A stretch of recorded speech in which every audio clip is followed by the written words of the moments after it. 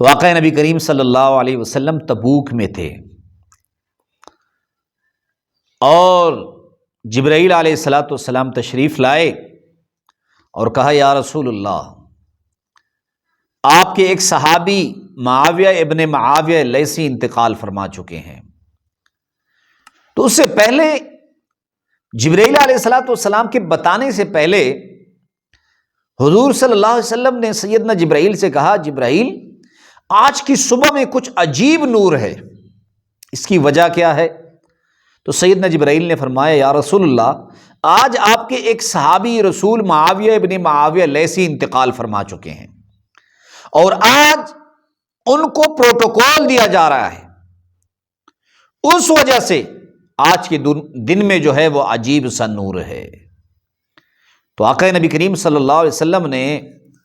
سیدنا جبرائیل سے دوسرا سوال یہ کیا کہ جبرائیل،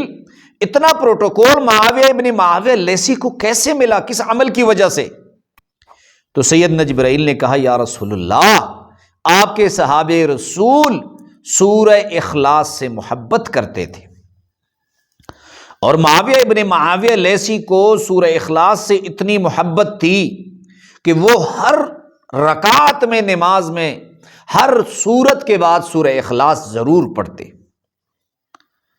اور یہ غیر رمضان میں تو ہے ہی مجرب، رمضان المبارک میں یہ اتنا مجرب ہے کہ اللہ رب العزت نے بہت سے لوگوں کی پریشانیاں وہ اس عمل کی برکت سے ختم فرمائی۔ وہ رشتوں کی پریشانیاں ہیں، وہ اپنے گھر کی پریشانی ہے، وہ بیٹے یا بیٹوں کی رشتوں کی پریشانیاں ہیں، مالی پریشانیاں ہیں، بدنی پریشانیاں ہیں۔ اور یہ میں اللہ کی ذات کو گواہ بنا کے کہتا ہوں کہ اللہ رب العزت نے یعنی کتنے لوگ ہیں جنہیں میں نے یہ عمل بتایا، اللہ رب العزت نے ان کی پریشانیاں ختم فرمائیں۔ تو آپ نے رمضان میں اگر کوئی ایسا مسئلہ ہے آپ چاہتے ہیں کہ وہ حل ہو، تو آپ 200 مرتبہ اول و آخر درود شریف پڑھ کر اسے پڑھیں،